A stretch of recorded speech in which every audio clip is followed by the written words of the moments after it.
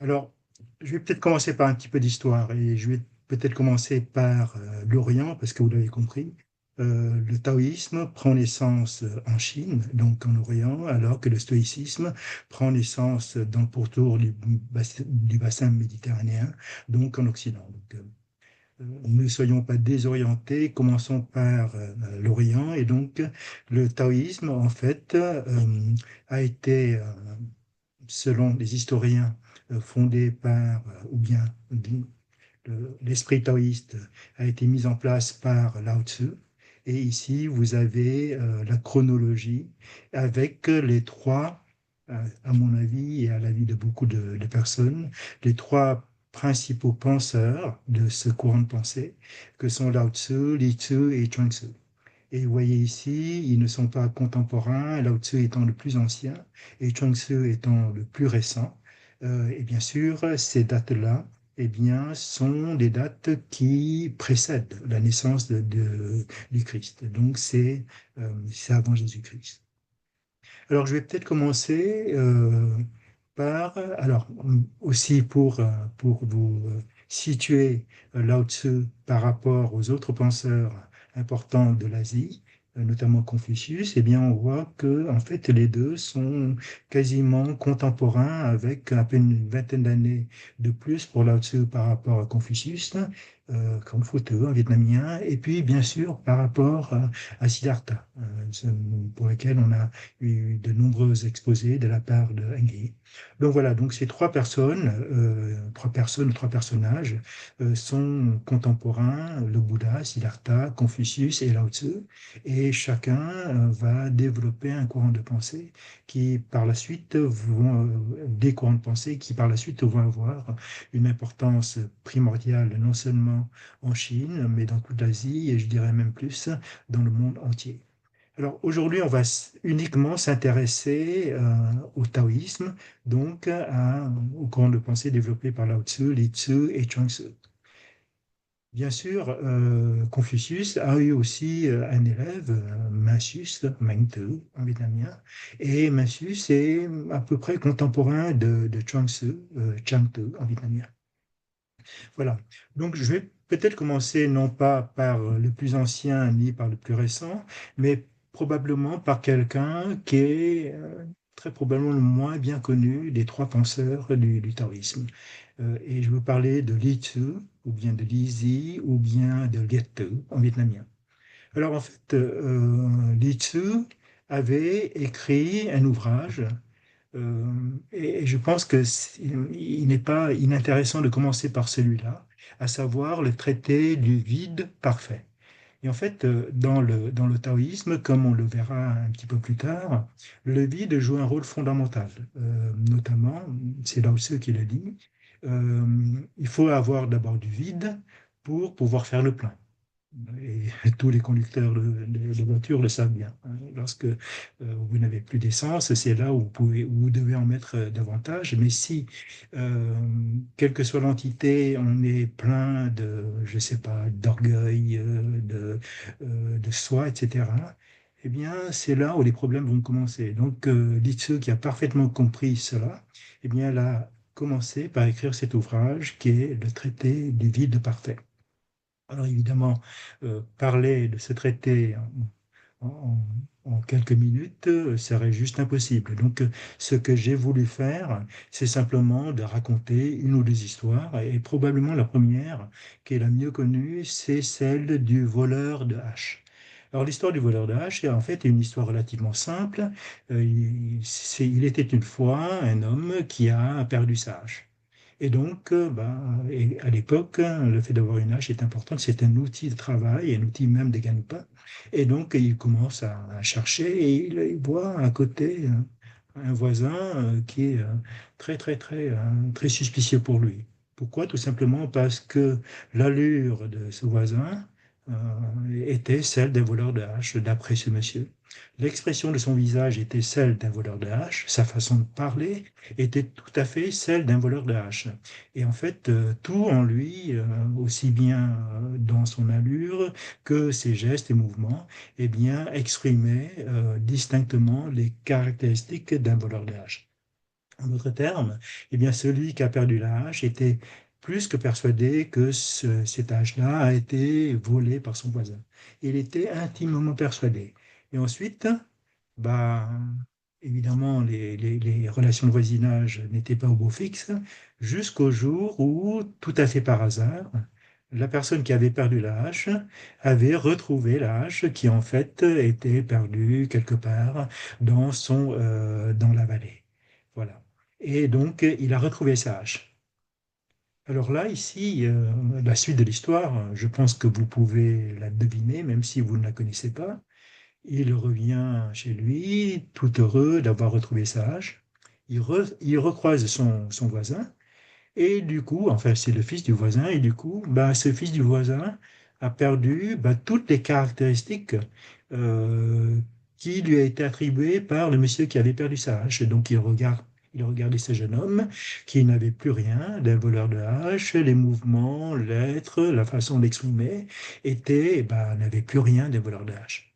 Donc, en fait, la morale de cette histoire était que, bah, comme tout le monde, nous sommes tous objectifs et que subjectif et que notre subjectivité sera d'autant plus renforcée par ce que l'on croit. Et donc, ça, ça met en avance, en fait, eh bien, la force de l'autosuggestion, la force de la croyance, quelle qu'elle soit, et qui, parfois, comme dans le cas présent, peut vous induire en erreur. Et cela nous oblige à prendre de la distance, non seulement par rapport aux choses, mais surtout par rapport à soi-même. Prendre de la distance par rapport à ce que l'on croit, non pas pour ne plus croire en rien, mais surtout se dire que même si vous croyez en quelque chose, soyez toujours prêt ou soyez toujours prête à remettre en question la chose à laquelle vous croyez. Et ça, c'est le premier enseignement qu'on peut tirer de ce traité du vide parfait et puis de cette histoire qui est loin d'être anecdotique. Et ensuite, de ce fait, plus qu'aucune croyance ne peut être considérée comme étant solide comme du roc, que tout peut être remis en question à condition que la remise en question soit également réfléchie et non pas l'objet d'une quelconque versatilité de la personne, eh bien, ça introduit la notion de relativité et ça enlève la notion de toute force puissante qui peut oblitérer tout autre. Et cela amène à une deuxième notion, qui est la notion de complémentarité, la fameuse notion de yin et de yang, qui est véritablement développée par le taoïsme. Alors ici, là aussi, c'est quelques extraits. Lorsque Li Tzu disait que lorsque on prenait le ciel et la terre, qui représentaient véritablement les puissances enfin, les entités les plus puissantes de l'univers, eh bien, pris isolément, soit le ciel et la terre, eh bien, ils n'ont pas toutes les capacités. De même que ici, lorsqu'on considérait un sage à lui tout seul n'a pas tous les talents. Aucun être a la puissance absolue, le pouvoir absolu. Et donc ça nous éloigne aussi un petit peu des religions monothéistes qui nous enseignent la puissance absolue, formidable de Dieu. Ici, le sage n'a pas tous les talents, il faut qu'il coopère avec les autres, tout comme le ciel et la terre doivent mettre ensemble, eh bien, leur force, et tout comme le sage qui doit aussi avoir recours à autrui. Voilà. Donc, ceci nous amène justement à ce que je disais tout à l'heure, la nécessité de considérer toute chose comme étant une entité avec deux sous-entités complémentaires que sont les yin et le yang, lesquelles vont contribuer non pas à la puissance, mais à l'harmonie des choses. Et cette harmonie sera atteinte lorsque on arrive à obtenir un équilibre. Et pour Li Tzu, comme pour Lao Tzu et comme pour Chuang Tzu, qui sont les deux autres penseurs, eh bien, le taoïsme est d'abord et avant tout une philosophie de la complémentarité et de l'équilibre, mais c'est un équilibre tout le temps en mouvement, tout le temps changeant. Mais quelle que soit la circonstance, l'équilibre doit être obtenu. Et là aussi, ça me permet de ramener ce sujet euh, au temps actuel que nous vivons, où tout nous semble instable, où tout semble pouvant nous amener vers le précipice. Et enfin, dans la pensée taoïste, de telles choses ne pourraient pas arriver si on respecte cette loi fondamentale qui est de la complémentarité et de l'absence de toute puissance euh, prédominante. Voilà. Et bien évidemment, cette philosophie, cette façon de penser a été mise à profit, notamment par ceux qui pratiquent le tai chi, qui n'est rien d'autre qu'une forme d'exercice pacifique des arts martiaux qui se fondent sur la notion de yin et de yang. Se servir de la complémentarité, non pas euh, pour soumettre l'adversaire, mais pour le neutraliser. Le neutraliser pour le ramener à l'équilibre. Et dans un conflit entre deux personnes, qu'est-ce qu'est l'équilibre? L'équilibre, c'est simplement que ces deux personnes ne soient plus en conflit, ne soient plus conflictuelles l'une par rapport à l'autre. Dans ce cas-là, le conflit se résout par lui-même. Alors, la deuxième personne, le deuxième penseur du taoïsme, euh, pour lequel je voudrais juste développer quelques idées fondamentales, c'est Chuang Tzu. Alors, évidemment, il est un petit peu mieux connu que les Tzu, mais très certainement beaucoup moins bien connu que Lao Tzu, qui est véritablement la personne, en fait, le penseur qui représente le taoïsme pour beaucoup de gens. Alors, Chuang Tzu, qui est? Alors, d'abord, c'est le plus jeune des trois. Il a vécu au IIIe siècle avant Jésus-Christ. Et il est connu pour être non pas un rêveur, mais si quelque part il est, mais comme un penseur et pour lequel cette anecdote, qui est l'anecdote du rêve du papillon, est importante. Mais juste avant, en fait, il avait écrit, tout comme Lao Tzu qui avait écrit le traité du vide parfait, eh bien, Chuang Tzu avait écrit ce livre qu'on appelle le Nam Hoa Kinh en vietnamien, qui en fait est un livre qui est divisé en deux parties. Une première partie qu'on appelle la partie intérieure, les chapitres intérieurs, une deuxième partie qu'on appelle les chapitres extérieurs. Et ce livre, en fait, va essentiellement développer quelques idées essentielles que je vais essayer de résumer ici. Alors, la première anecdote concernant Chuang Tzu, c'est ce fameux rêve du papillon. Alors, le rêve du papillon est quelque chose d'extraordinairement simple. C'est simplement l'histoire de Chuang Tzu qui un jour s'est endormi et pendant son sommeil, eh bien, il s'était vu transformé en papillon. Voilà. Et papillon, Chuang Tzu papillon, dans le rêve, et comme tous les papillons, virevoltait, allant de fleur en fleur, enfin, se sentant très léger. Et puis, bah, comme tout rêve, hein, donc il se réveille. Et ce qui est extraordinaire avec Chuang Tzu, c'est que lors de son réveil, eh bien, il s'est posé simplement cette question, qui était de savoir si, au moment T où Chuang Tzu s'est réveillé, est-ce qu'il était Chuang Tzu qui a rêvé qu'il était papillon, ou bien est-ce qu'il était le papillon qui est actuellement, qui se prenait pour Chuang Tzu? Voilà. Donc, la simple question que se posait Chuang Tzu, c'est qui il était en réalité? Est-ce que c'est le papillon qui rêve qu'il était Chuang Tzu, ou bien est-ce que c'est Chuang Tzu qui s'imagine qu'il fut papillon? Et donc, il a eu un moment de doute existentiel, mais en fait, il n'en fait pas une histoire, il dit que finalement, peu importe. Que je sois Chuang Tzu qui rêve d'être papillon, ou bien que je sois un papillon qui maintenant se prend pour Chuang Tzu, tout ça n'a pas d'importance puisque finalement, toute chose se transforme et que la vie est ainsi. Et ça rejoint un petit peu à l'idée d'impermanence du bouddhisme. Pas totalement, mais cela rejoint sur le fait que en fait, rien n'est permanent. Donc, que vous soyez papillon ou bien que vous soyez Chuang Tzu, eh bien, un jour, ben, nous tous, hein, on ne se transforme pas en papillon, mais nous allons vieillir, nous allons, pour les jeunes, ils vont grandir, alors, là aussi, si je disais ça, ça va pas faire plaisir aux puissants, mais les puissants, un jour, ils vont perdre leur puissance, de fait, parce que la fin de la vie va venir et que rien n'est éternel. Et tout comme le papillon dans le rêve, ou bien tout comme Chuang Tzu qui est dans la vraie vie, qui ensuite, lorsqu'il rêve, il va devenir papillon. Donc voilà, donc c'est cette idée de, de, de transformation, d'impermanence qui caractérise la pensée de Chuang Tzu.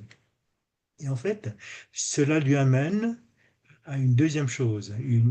La deuxième chose, c'est que comme rien, non pas n'est vraiment important, mais qu'il n'y a aucune chose qui ne soit plus importante qu'une autre, tout comme lorsque vous cheminez le long d'un parcours, eh bien, le parcours, aussi bien sur ce parcours, aussi bien la pierre que vous voyez sur ce parcours que les arbres qui sont des deux côtés de la route et que vous-même, en fait, le tout, en fait, tout cela, toutes ces entités font partie d'un tout.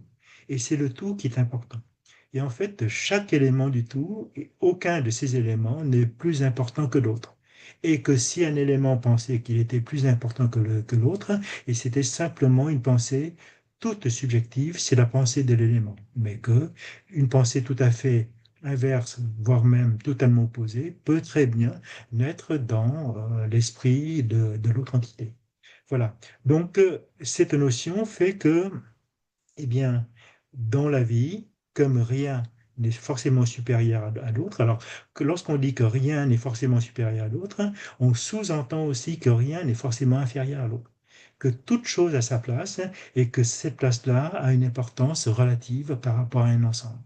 Voilà, et donc ça permet d'être beaucoup plus léger et à partir de là, eh bien, le pratiquant du taoïsme non pas prendre les choses à la légère, mais ne prend rien, non pas des prises de tête, comme disent les jeunes aujourd'hui.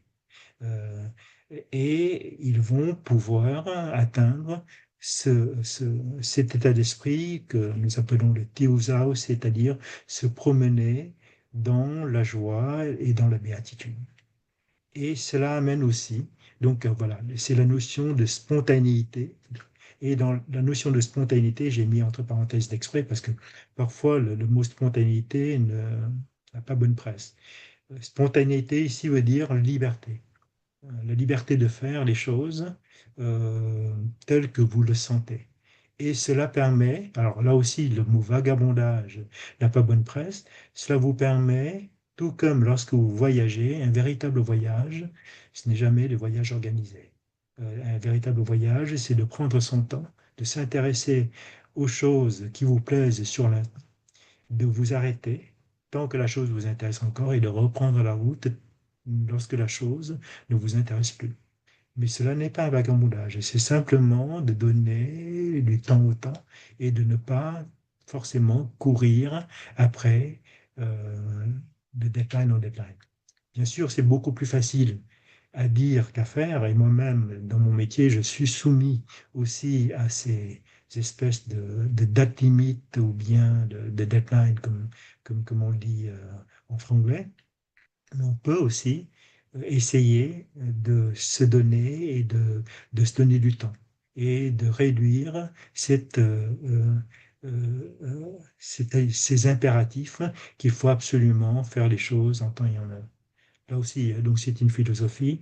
Euh, je comprends bien que dans le monde dans lequel on vit, ce n'est pas facile à faire, mais on peut quand même essayer de tendre vers ça. Et donc ça vous permet en fait d'être en communion avec la nature, et cette communion détermine ce que en vietnamien nous appelons le Teo Sao Zu ou bien le Teng Toi Tuta. Voilà. Et enfin, La troisième chose que je vais redévelopper avec Lao Tzu, c'est ce fameux Wu Wei ou bien le Wu-Wei. En fait, le Wu-Wei ici, littéralement, veut dire euh, non pas l'absence d'action, mais c'est l'absence d'action forcée. En d'autres termes, ce n'est pas euh, la personne qui pratique le non-agir n'est pas quelqu'un d'immobile. La personne qui pratique le non-agir est quelqu'un qui n'intervient pas lorsque cela n'est pas nécessaire. Et donc, c'est tout comme lorsque, et là, s'il y a des chanteurs parmi vous, ou bien s'il y a des personnes euh, qui pratiquent le discours comme métier, hein, donc je pense aux enseignants, je pense même aux présentateurs de télévision. En fait, dans un discours, le plus important, ce n'est pas tant la parole délivrée dans la précipitation, mais c'est surtout dans le silence. Et en fait, le silence, c'est simplement le fait de ne pas parler. Et le fait de ne pas parler, c'est-à-dire de ne pas couper la parole aux autres, ça permet d'abord au dialogue de s'installer. Et puis surtout, ça permet à la personne silencieuse d'écouter l'autre personne. Alors, comme nous tous, hein, vous avez très probablement suivi des débats télévisés ou autres où ils se chamaillent, chacun essaye de parler à la place de l'autre, et c'est juste impossible d'arriver à un quelconque équilibre ou bien à une quelconque aspect pacifique des choses. Donc voilà, donc le non-agir, c'est cela, hein, c'est savoir s'arrêter d'agir pour laisser les autres le faire. Et tout cela pour se relayer. En fait, et l'exemple du relais était mon exemple. Dans un relais, chacun va courir sa partie de relais. Donc, euh, pendant l'action, il faut agir, et puis après l'action, il faut s'arrêter pour laisser aux autres. Et entre deux actions, il faut que le relais puisse se faire de façon harmonieuse. Eh bien, tout cela, et c'est en discutant avec vous aujourd'hui que cet exemple m'est venu. Tout cela est parfaitement illustré et illustré dans un relais de 100 mètres, de 400 mètres, ou bien actuellement il y a le championnat de France de natation, donc dans toutes sortes de relais, dans tout travail collectif. Et ça nous permet effectivement d'aboutir à cette espèce d'esprit paisible et qui n'empêche pas aussi la joie de l'acte accompli. Voilà, donc ça c'est Chuang Tzu, et qui nous dit simplement que Chuang Tzu et les Tzu, tout comme le Bouddha, dit que tout est impermanent, que les choses évoluent, et que dans le taoïsme, cette évolution-là, en fait, c'est tout comme le yin et le yang. En fait, lorsqu'on parle du yin et du yang, on pense à l'alternance, mais qu'en fait, en réalité, c'est que le yin va devenir yang et le yang va devenir yin. Tout comme nous autres, hein, le jour on travaille, la nuit on dort, parfois on mange et parfois on laisse le temps à la digestion.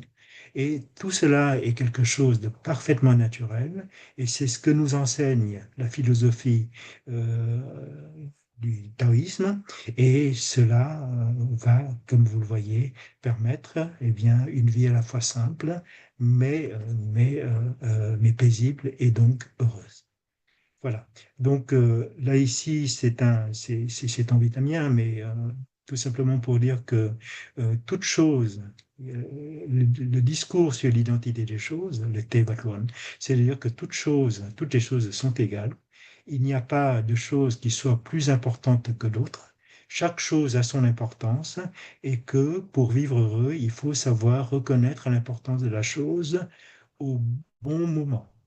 Par exemple, si je prends un exemple, et ce sera le dernier exemple avant de passer à Lao Tzu, si on pense à la vie et à la mort, et en fait, c'est quelque chose qui nous obsède tous, eh bien, le simple fait de réaliser que il faut vivre pleinement lorsque vous avez encore la vitalité, c'est-à-dire lorsque vous êtes encore jeune ou encore pas trop vieux, et qu'il faut laisser partir la vie doucement lorsque cette vitalité fait défaut, parce que on atteint un certain âge, eh bien, c'est simplement cela. Donc, la vie comme la mort ont la même importance, sauf que l'importance de la vie est fondamentale lorsqu'on est jeune et que l'importance de la mort est très probablement nécessaire lorsqu'un jour on ne sera plus en état pour vivre une vie sans handicap majeur. Et alors, cela suppose aussi, on le reverra tout à l'heure avec les stoïciens, c'est que lorsque vous êtes jeune, en pleine force de vie, lorsque vous passez votre temps à être hypochondriaque, c'est-à-dire à avoir peur de la maladie, à craindre la mort qui n'est pas encore là, eh bien là, vous êtes en train de gâcher votre vie.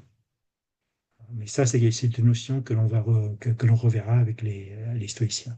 Alors enfin, donc le dernier, Lao Tzu. Alors Lao Tzu, alors, certains disent que c'est un personnage mythique qui n'a pas vraiment existé. En tout cas, je ne suis pas suffisamment vieux pour vous le dire si c'est vrai ou non.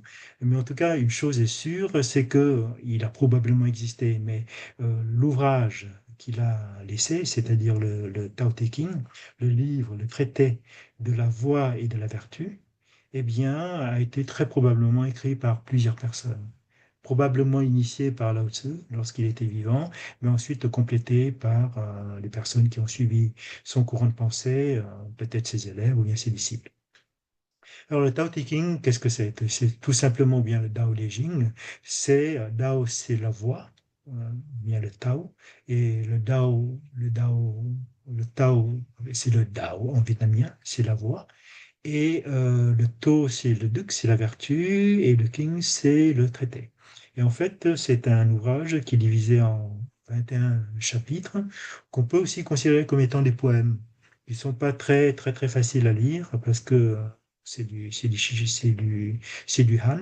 Donc, en fait, il faut prendre un petit peu de temps pour les aborder. Alors, moi, ce que je fais, c'est que je connais un petit peu le Han, mais pas vraiment beaucoup. Donc, je connais je connais un peu le français, un petit peu l'anglais et puis un petit peu le vietnamien. Donc, en fait,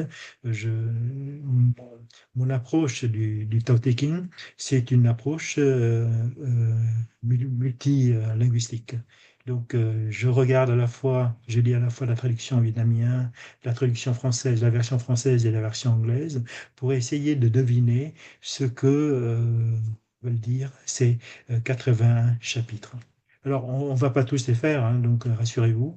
Simplement pour vous dire que, en fait, il y a toujours deux parties. Il y a la première partie considérée à la voix. Alors, on va revenir quand même sur ce que Lao Tzu et les taoïstes entendent par cette voix. Et ensuite, la deuxième partie est consacrée à la vertu. Alors, on va surtout parler de la voix. Donc, le texte est écrit en chinois classique, pas forcément simple, et il y a quelques idées maîtresses qui reviennent très souvent, et notamment l'idée du vide. Le vo ici, c'est le vide. Et le wu wei, c'est le non-agir, comme on l'a vu. Et ensuite, il y a toujours une notion d'opposition. Donc, lorsque vous avez le vide, il y a aussi le plein. Ou bien le vide, ici le veau, est opposé à l'existence. Hein, le ciel est opposé à la terre, Tiandia. Et chaque chose sur terre, etc. Donc ça, ce sont des notions qui reviennent souvent. Alors, en fait, que pourrais-je dire? Je dirais que pour pour le taoïsme, probablement, la première chose à comprendre, c'est que ce qu'ils entendent par la notion de la voie, c'est-à-dire le chemin. Et ce qui est compliqué, c'est que pour eux, le chemin, ça commence très mal parce qu'ils disent qu'on ne peut pas définir ce qu'est le chemin. Et pourtant, ils disent que c'est quelque chose qui représente la notion principale de leur philosophie.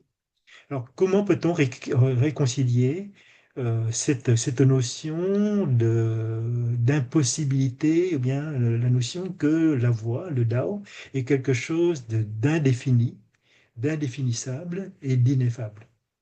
Et pourtant, c'est important.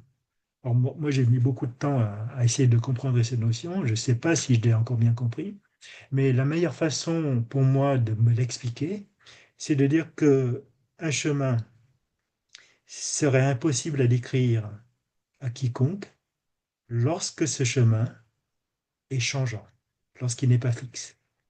Et en fait, c'est ça l'idée principale du taoïsme. Et comme on le verra tout à l'heure, l'élément euh, naturel qui représente le mieux l'esprit du taoïsme, eh bien c'est l'eau. C'est l'eau qui coule. Et en fait, si vous laissez, peut-être pas dans votre appartement ou bien dans votre maison, mais lorsque vous versez de l'eau sur un bout de terrain, votre jardin par exemple, il vous sera impossible de déterminer le cours que va prendre cette eau lorsque vous le versez par terre, parce que cela va dépendre de la nature de la terre,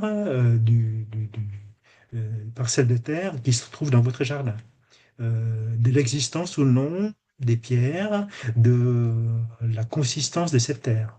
Et qu'en fait, l'eau va épouser les contours de ce bout de chemin pour tracer son chemin.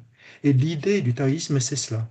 C'est que le chemin de notre vie, euh, qu'elle soit quotidienne ou bien de la vie entière, devrait être comme cette eau.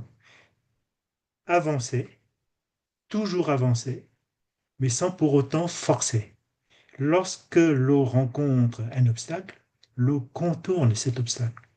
Lorsque l'eau est barrée, eh bien, il y a aussi une façon pour l'eau, par un barrage par exemple, il y a aussi une façon pour l'eau de contourner ce barrage dans la nature, c'est de s'imprégner et d'aller au fond de la terre. Et c'est ça l'idée du chemin que devrait emprunter chacun d'entre nous. Toujours avancer, ne jamais forcer. Et là encore, ça rejoint l'idée du non-agir, du wu-wei ou bien de Wu-Wei. Ne jamais forcer quoi que ce soit. Et là maintenant, si vous ramenez à, à ce qui se passe actuellement, eh bien, on ne voit autour de nous que des actions où un État, plus fort qu'un autre, va essayer de forcer un autre État pour essayer de le conquérir. Une force par définition va forcer, mais une entité politique va essayer de forcer, d'imposer des choses aux gens. Et en fait, le taoïsme règle ce problème très simplement.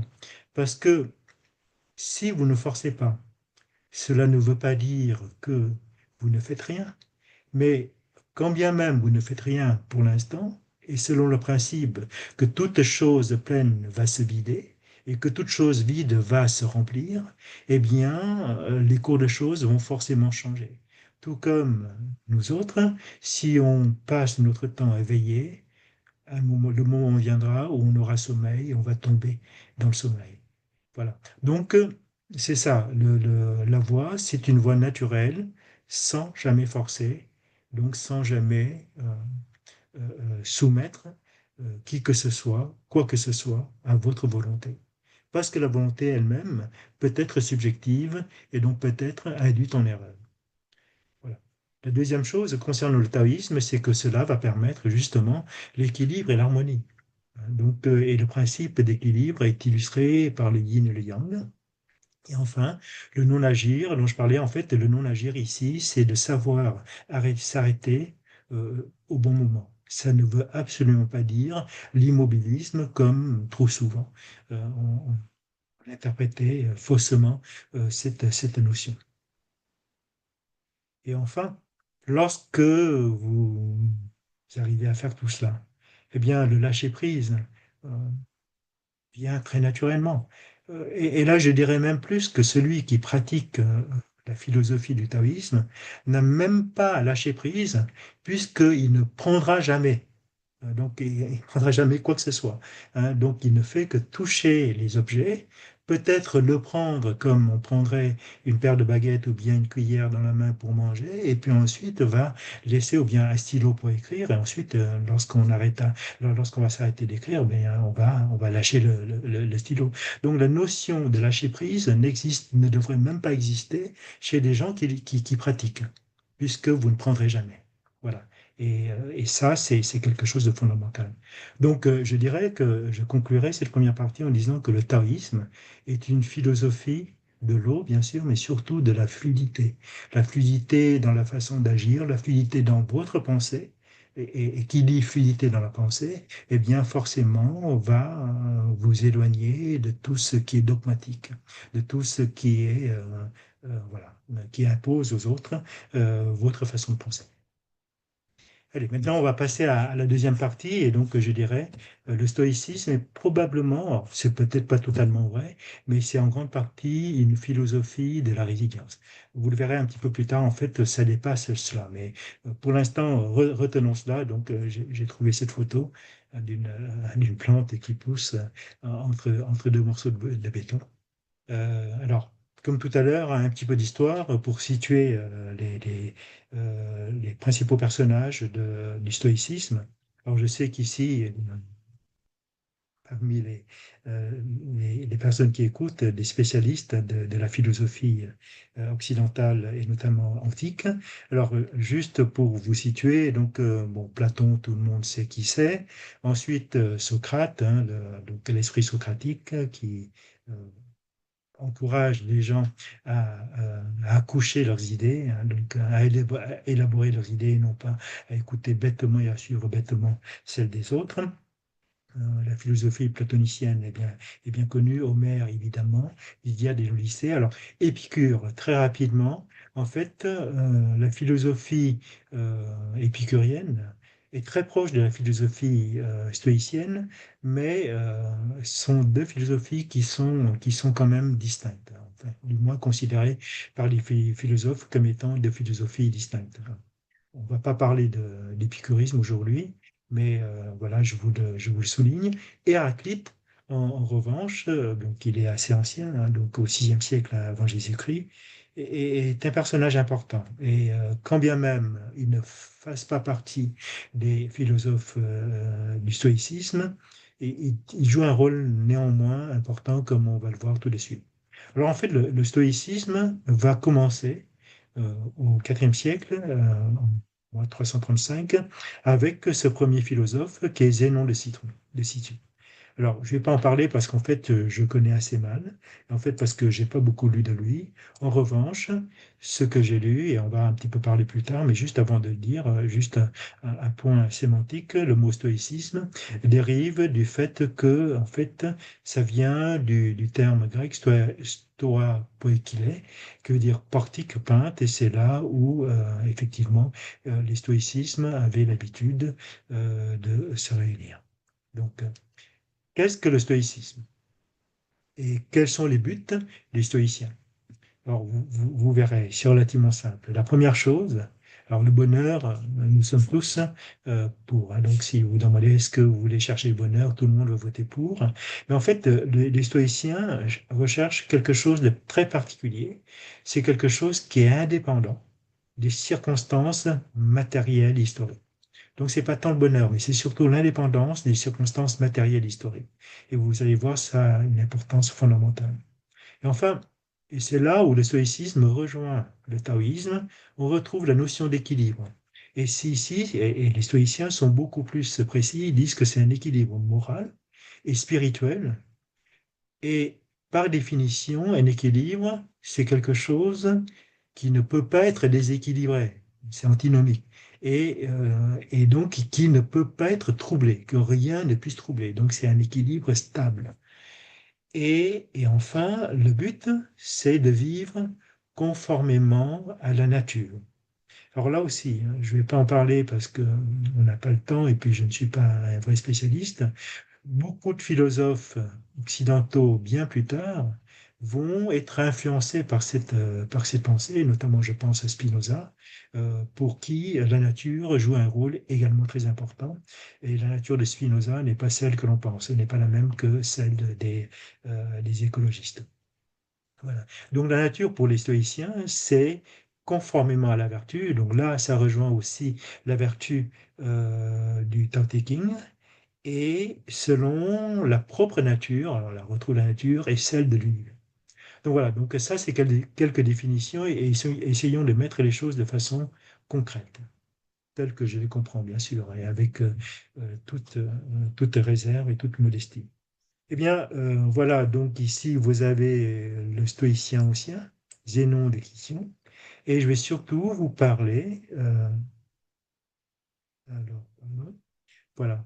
Vous parlez, donc il y a trois périodes du stoïcisme, l'ancien, le moyen, et surtout le stoïcisme non pas moderne, mais tardif, c'est-à-dire le plus récent, avec ces trois principaux penseurs du stoïcisme tardif, que sont Sénèque, Épictète et Marc Aurèle. Et vous verrez qu'en fait, ils sont presque contemporains. Parce que lorsque Sénèque décéda, eh bien, Épithète avait 15 ans, je crois, si mes calculs sont exacts, et que Marc Aurèle est à peine un petit peu plus jeune qu'Épithète. Marc Aurèle a 9 ans de moins. Euh, Tous les deux sont des philosophes stoïciens importants, à la petite différence près que Épictète était à l'origine un esclave, alors que Marc Aurèle, comme très probablement vous le savez, est un empereur. C'est un empereur romain, voilà. Donc il y a quand même une petite différence euh, euh, entre les deux. Alors maintenant, si je dois résumer de façon simple, là encore, le stoïcisme, je dirais qu'en fait, il y a trois fondements de la philosophie stoïcienne. Il y a d'abord la physique, ensuite la logique et enfin l'éthique. Alors, vous savez tous hein, ce que ces termes veulent dire, mais pour les stoïciens, ces termes ont une signification tout à fait particulière. Donc, je commence par la physique. En fait, la physique, pour les stoïciens, c'est la discipline qui permet de comprendre le monde. Je dirais que la physique moderne aussi. Mais en fait, voilà. Donc pour eux, cette notion de physique chez les stoïciens prend racine, prend source chez quelqu'un qui n'est pas lui-même considéré, en tout cas les stoïciens ne le considèrent pas comme étant un stoïcien. C'est Héraclite, hein, qui a vécu bien avant les stoïciens. Alors, Héraclite, il a dit une chose très simple, c'est qu'on ne se baigne jamais deux fois dans le même fleuve. Je dis bien fleuve, hein, parce que si vous parlez de la baignoire, vous pouvez très bien vous baigner toujours dans le même eau de la baignoire. Mais le fleuve, ce n'est pas possible puisque l'eau du fleuve s'écoule.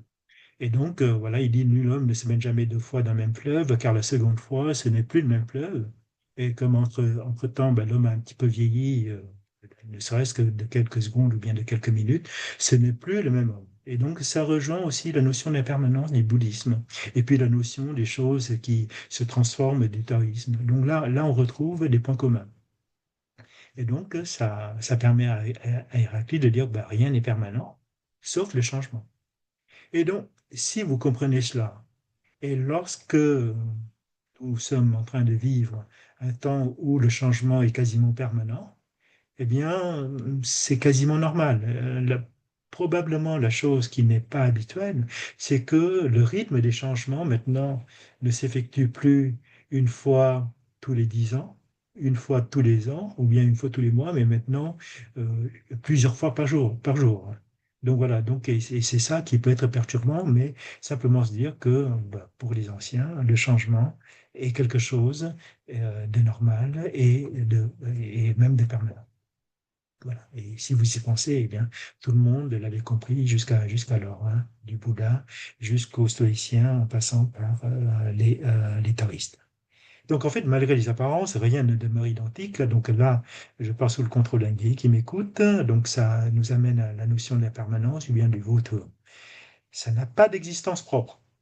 Donc si ça n'a pas d'existence propre, eh bien le soi ne se justifie pas trop. Ou si vous avez un soi, c'est un soi qui change. Voilà. Et en fait, que comme tout se défait et tout se refait, et que tout ceci ne se fait pas de façon par hasard, mais conditionné par les facteurs environnants, eh bien, ça nous ramène à la coproduction conditionnée, le Zhuang-Kai, dont nous a parlé Enki à maintes reprises. Voilà. Donc, ça, c'est la physique. Ce n'est pas plus compliqué que cela. mais c'est quelque chose d'important. Maintenant, la logique pour les stoïciens. Là encore, si d'un point de vue sémantique, la logique, c'est la science, notamment en mathématiques, qui permet de ne pas faire des erreurs. C'est la discipline qui permet d'éviter l'erreur. Et en fait, pour les stoïciens, c'est pareil. Donc, pour eux, la logique, c'est l'art de bien penser. Et il faut bien penser pour ne pas commettre d'erreurs et pour vivre selon la nature. Voilà. Donc c'est l'art de bien vivre. Et cet art de bien vivre nous amène à ce fameux bonheur dont parlaient les stoïciens de tout à l'heure. Ensuite, on va voir ce que eux définissent comme étant le bien penser et le bien vivre. Parce que là aussi, il faut faire attention, hein. Tout le monde ne pense pas forcément la même chose. Mais voyons en pratique. Donc, et juste pour terminer, on avait dit la physique, la logique et l'éthique. Et en fait, l'éthique, hein, c'est simplement le couronnement de la physique et de la logique. En fait, c'est quasiment le but, hein. L'éthique, ça va permettre aux stoïciens de vivre de façon heureuse, sereine. Le bonheur et la sérénité ne vont pas forcément de pair. Il suffit de voir les jeunes qui s'excitent lorsque ils regardent des matchs de foot et que l'équipe marque et qui ensuite détruisent des stades lorsque l'équipe perd. En fait, là, je suis en train de dire des choses qui fâchent. Voilà. Mais voilà, mais en fait, ça vous enlève la sérénité, donc ça vous enlève la paix de l'âme. Et là, en fait, l'éthique des stoïciens est quelque chose de très important parce qu'ils disent que ça, ils devraient pouvoir atteindre cette éthique-là, donc ce bonheur, quelles que soient les circonstances extérieures. Et c'est ça qui fait l'originalité des stoïciens. Parce que nous autres, on dit, ben, si vous rêvez d'une chose, étant jeune, vous rêvez d'avoir un diplôme. Donc, avec une famille, vous rêvez que vos enfants puissent avoir des diplômes, ou bien puissent avoir ceci, puissent avoir cela. Vous serez heureuse et serein ou sereine si le but voulu est atteint, mais que si le but voulu n'était pas atteint, eh bien, vous n'allez pas être heureuse si je n'ose pas dire que vous serez malheureuse. Là, les stoïciens disent, quelles que soient les circonstances extérieures, et pour eux, eh bien, la réussite ou l'échec à un projet, pour un projet, fait partie des circonstances extérieures. Voilà, et on va développer cette idée.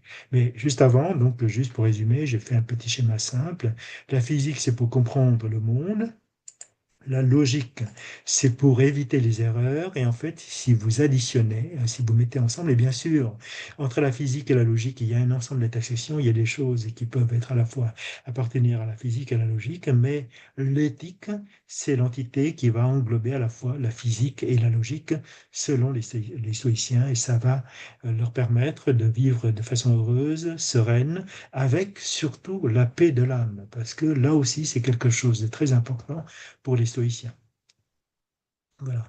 Donc avec ça, à partir de ces idées euh, relativement simples, mais préceptes de la philosophie des stoïciens, voyons un petit peu ce que disent les uns et les autres parmi ces trois penseurs du stoïcisme.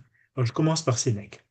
Alors Sénèque, en fait, peut-être que vous avez déjà lu ses œuvres. Donc, il a écrit L'être Lucidius, la brièveté de la vie, de la tranquillité de l'âme. En fait, et ce sont des échanges hein, entre lui et puis une autre personne qui est Lucidius. Et en fait, Sénèque, il part d'un constat initial. Il dit que l'existence humaine est en soi dramatique. Alors, ça vous rappelle peut-être quelque chose, hein. Donc, un autre personnage important avait dit à peu près la même chose, un petit peu différemment, c'est le Bouddha. Le Bouddha, au début, eh bien, il avait dit que bah, la vie, en fait, est conditionnée, enfin, conditionnée, la vie est caractérisée par la souffrance. Et donc, toute la philosophie du bouddhisme, c'est d'essayer de se sortir de cette souffrance. Et donc, peut-être que toute la vie, la philosophie du moi de Sénèque, c'est justement d'enlever le côté dramatique à cette vie. Voilà. Et vous allez voir, il raisonne de façon tout à fait logique. Il dit que le propre de l'homme, c'est son âme. Et la bonne nouvelle, c'est que l'âme est la raison de l'homme, quelle que soit la personne, et euh, en fait, la raison parfaite. Hein. L'âme et la raison sont des entités parfaites de l'homme. Malheureusement, ces entités parfaites, eh bien, sont assujetties au corps et que trop souvent, et même presque toujours, l'être humain se laisse ou bien laisse le corps, laisse l'âme et la raison, qui sont en principe parfaites, assujetties au corps, au point que la vie entière se mette au service du corps et de ses besoins, en transformant l'homme en esclave. Alors là, très simplement, vous pouvez très bien dire, ben, le corps, eh bien, c'est la beauté physique. C'est la plus simple, la chose la plus simple à retenir. Eh bien, tant mieux si vous avez cela d'un point de vue naturel et génétique. Mais qu'en est-il si jamais la personne était née avec des malformations? Eh bien, il faut que dans ce cas-là, la raison de la personne puisse s'affranchir de ses handicaps corporels. Et on a des exemples, soit des handicaps innés, soit des handicaps acquis. Il y a des athlètes qui sont amputés, on a vu ça avec les Jeux paralympiques, et qui pourtant vivent une vie heureuse parce qu'ils sont arrivés, ils ont arrivé, et en fait ce sont des stoïciens. Peut-être que certains le savent, peut-être que certains ne le savent pas, mais on n'a pas besoin de connaître le stoïcisme pour vivre comme un stoïcien. Et à mon avis, tous les parathlètes sont des stoïciens. Voilà. Et puis, cela peut être aussi euh, autre chose que le corps physique. Ça peut être aussi les constructions que vous faites concernant euh, la position dans une société, l'argent, le pouvoir, tout cela. Eh bien, je ne dis pas que cela ne soit pas nécessaire, mais tout cela ne doivent pas aveugler la personne jusqu'au point de le rendre malade. Voilà. Pourquoi? Tout simplement parce que lorsque l'âme se met au service de ce corps physique ou bien théorique, donc la gloire et l'argent, matériel et immatériel, eh bien, tout cela fait que on va perdre la seule liberté qu'on puisse avoir, c'est-à-dire la liberté de l'âme. Et donc, pour cela, les stoïciens mettent un point d'honneur sur la préservation de cette liberté de l'âme. Voilà. Et donc Sénèque conclut en disant que les passions, quel que soit le type de passion, sont les maladies de l'âme, et l'existence de ces passions, en fait, est niée par l'homme. L'homme est aveuglé, ne voit pas cela. Enfin, l'être humain ne voit pas cela, ne voit pas les passions comme étant des maladies. Au contraire, on est plus enclin à cultiver la passion, et on voit ça hein, bah, à tous les niveaux depuis tout le temps, bon maintenant avec les réseaux sociaux, mais avant avec tout ce qu'ils considèrent comme étant la gloire et la puissance que convoitent tous les êtres humains. Et enfin, il termine par ceci, c'est qu'en fait, comme les gens ne se rendent pas compte de cela, donc ils ne savent pas qu'ils sont malades. Donc les malades de l'âme ont cette particularité que les patients ne se sentent pas malades, et le jour où la personne commence à se rendre compte de cela, le jour où on découvre qu'on est malade, que la guérison peut commencer. Et en fait, ça s'applique aussi avec la maladie telle qu'on l'entend.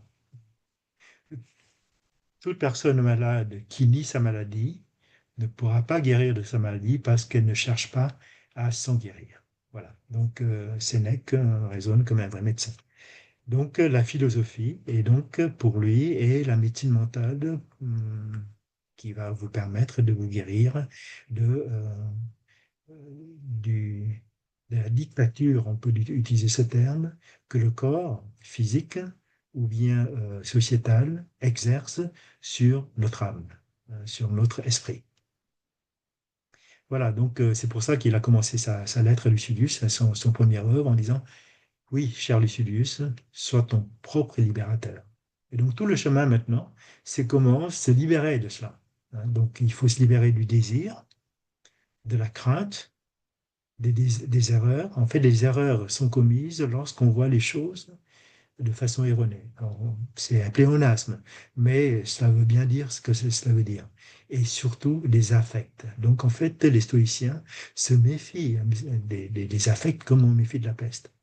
Et pour cela, eh bien, ils vont utiliser leur logique, c'est-à-dire la raison, pour essayer de s'affranchir, de ne pas s'asservir à tous ces objets extérieurs et pour préserver ou bien pour retrouver leur indépendance et donc leur liberté.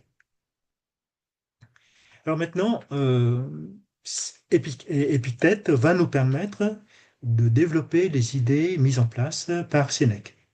Voilà. Et Épictète, il dit une chose qui est géniale, qui est très simple. Il dit, eh écoutez, dans la vie, il n'y a que deux types de choses.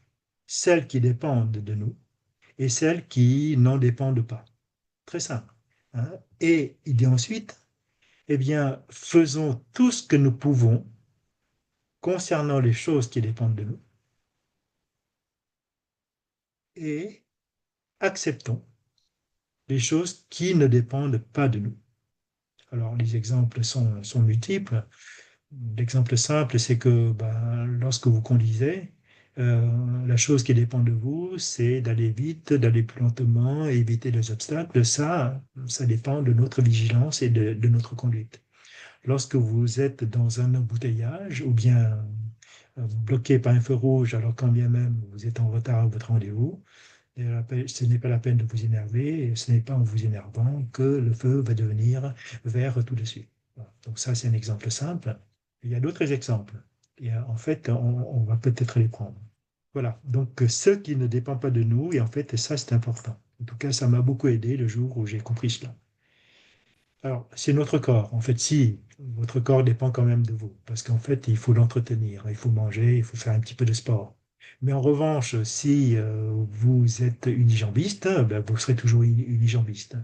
Hein. Lorsque vous faites moins d'un mètre 70, comme ça est mon cas, et vous voulez jouer au basket, c'est compliqué. Hein. Donc, il faut faire autre chose. Donc, voilà. Euh, donc, il y a ça qui ne dépend pas de nous. Il y a la richesse. Alors vous dites, ben oui, la richesse, ça dépend quand même un petit peu de vous, parce que si vous ne voulez pas gagner d'argent, vous ne serez pas riche. Oui, mais ceux qui jouent aux bourses le savent bien. Hein. Donc, quand bien même vous êtes riche, eh bien la richesse peut partir. Donc, ça ne dépend pas de nous. La célébrité, en fait, ce sont les autres qui vous donnent la célébrité. Ce n'est pas vous. En fait, ce que l'on fait, tout acte que l'on fait, doit être fait passe de par la justification de cet acte-là. Je prends un exemple du métier. Bon, je ne suis pas chirurgien, donc je peux le prendre. Un chirurgien opère un cœur, un poumon, quelque chose de compliqué, tout simplement parce que le malade en a besoin. Il ne le fait pas parce qu'il va espérer que demain, on va parler de lui aux 20 heures ou bien il sera sur la une de Paris Match. Donc, cette célébrité-là, c'est la télévision, ce sont les journaux qui vous la donnent. C'est pas vous. Hein. Vous faites quelque chose, que vous soyez célèbre ou pas par la suite, ça ne dépend pas de vous. Le pouvoir aussi, ce sont les autres qui vous confèrent. En fait, toutes les œuvres, tout ce qui est extérieur ne dépend pas de vous. Et comme ça ne dépend pas de vous, si vous le perdez, ce n'est pas important, puisque ça ne dépend pas de vous, donc ce n'est pas important. En revanche, ce qui est important, c'est tout ce qui dépend de vous. Voilà. Et donc, je vais illustrer cela donc, par quelques citations. Alors, ça, c'est une citation d'Épictète. Il dit que blâmer les autres pour ses malheurs, c'est un signe de mauvaise éducation, c'est de manque de logique.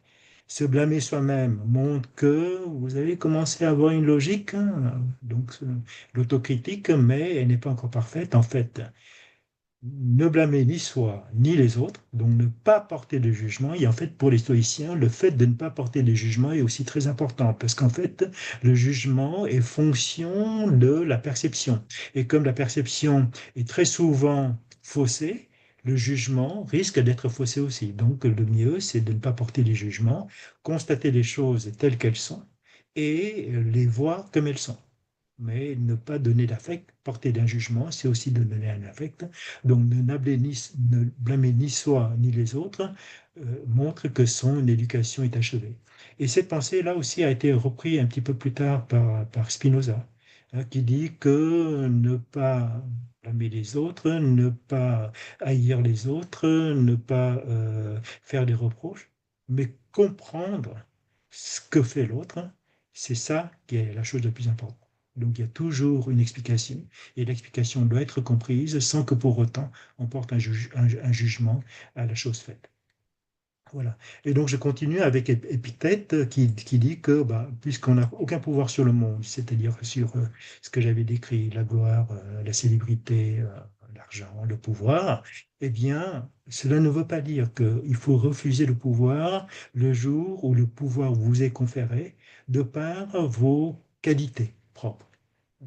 Par exemple, un chirurgien dit, moi je ne veux pas être célèbre, donc je ne vais pas opérer. C'est un chirurgien qui n'a rien compris. Hein. Il va opérer parce qu'il est capable d'opérer, mais il ne cherche pas la gloire. Ça, c'est un chirurgien qui a compris. Voilà, donc l'être humain ne peut modifier le cours des choses. En revanche, chacun d'entre nous a un espace intérieur. Et cet espace intérieur est appelé la citadelle intérieure par les stoïciens. Et que dans cet espace intérieur, vous avez votre liberté. Et tout ce qui appartient à cet espace intérieur, eh bien, vous pouvez agir là-dessus. Vous pouvez agir sur euh, votre état pour le renforcer de plus en plus et pour rester en équilibre le plus longtemps possible. Voilà. Et pourquoi? Tout simplement parce que vous êtes le maître de cet espace intérieur euh, qui est un espace de liberté, puisque c'est vous qui le contrôlez, personne d'autre. À propos d'Épictète, il y a une anecdote célèbre, c'est qu'un jour, lorsqu'il était esclave, il a été pris par son maître qui dit, bah, attention, si tu n'avoues pas, je vais te casser la jambe. Et Épictète dit, bah oui, mais ça, c'est votre droit et c'est votre pouvoir. Moi, ce que je peux dire, c'est que moi, je n'ai pas fait cela. Et donc, il ne change pas son point de vue et jusqu'au moment où, effectivement, sa jambe fut cassée par son maître. Il dit, bah, vous voyez, donc, vous avez cassé ma jambe, donc ça, c'est votre droit. Moi, j'ai très mal physiquement, mais ça, il l'a pas dit. Mais il a pensé dans son espace intérieur, dans son espace de liberté, il a quand même gardé la liberté de dire bah, il n'a pas été l'auteur ou bien le fautif qui a commis la faute qui lui est reprochée par son maître. Voilà. Donc, la liberté, c'est cette liberté intérieure qui, pour les stoïciens, est très importante. Donc, quelques exemples, dont Marc Aurèle aussi, mais il est célèbre, donc je ne vais pas trop parler de lui. Euh, Quelques exemples néanmoins, quelques citations, notamment certains de Marc Aurèle, qui dit que bah, tout est changement. Et ce changement-là n'est pas pour ne plus être ce qu'on n'est plus, de toute façon, mais pour devenir ce qui n'est pas encore. Alors, lorsque on est jeune ou lorsqu'on est enfant, lorsqu'on devient adolescent, on est content. Lorsqu'on est adolescent, lorsqu'on devient adulte, on est encore plus content. Mais ensuite, bah, lorsqu'on est adulte, lorsqu'on vieillit, eh bien, il ne faut pas être malheureux pour autant parce que chaque chose a ses propres spécificités et qui n'est pas forcément mauvaise. C'est juste comme ça. Et en fait, là aussi, c'est important parce qu'il dit que ce n'est pas la satisfaction d'un désir qui est obtenu que vous pouvez penser être libre, mais c'est justement ne plus avoir de désir du tout. En fait, la liberté, c'est par rapport aux attentes.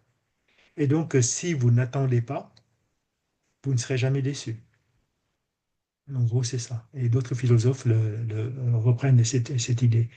Ne pas attendre ne veut pas dire se désintéresser des choses. Là aussi, il y a très souvent, et moi-même pendant longtemps, j'ai eu des difficultés avec ça. On s'intéresse à tout. Mais à chaque chose à laquelle on s'intéresse, si c'est réussi, tant mieux. Et on en retire de la joie, de la satisfaction, mais ensuite on passe à autre chose. Et si jamais on n'arrive pas à atteindre le but pour la chose dont on s'intéresse, eh bien, ce n'est pas grave. Au moins, on a essayé.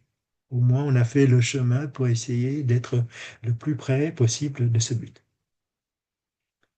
Voilà, donc ça, cet exemple-là, j'en ai déjà parlé, à la crainte de la mort. Et en fait, là aussi, j'en ai aussi parlé. Donc, il ne faut pas blâmer, il ne faut pas louer, il ne faut pas critiquer, il faut pas critiquer, il ne faut pas incriminer. Tout ça, ce sont des jugements. En fait, le plus important, c'est, alors ici, il parle de savoir ce que Spinoza avait parlé de comprendre. Le savoir, c'est la compréhension des choses. Une fois que vous comprenez les choses, eh bien, quand bien même vous ne pouvez pas être d'accord avec la chose, au moins vous le comprenez et donc vous enlevez tout affect, toute haine ou bien toute affection que vous pouvez apporter à la chose. Et enfin, donc, c'est peut-être la conclusion, hein. Donc, on ne peut pas être riche, hein, ni grand, ni fort, ni puissant, ni beau, ni même intelligent. Mais on peut être heureux et ce bonheur-là, c'est simplement être assuré de cette préservation de l'espace intérieur des libertés que les stoïciens appellent la citadelle intérieure.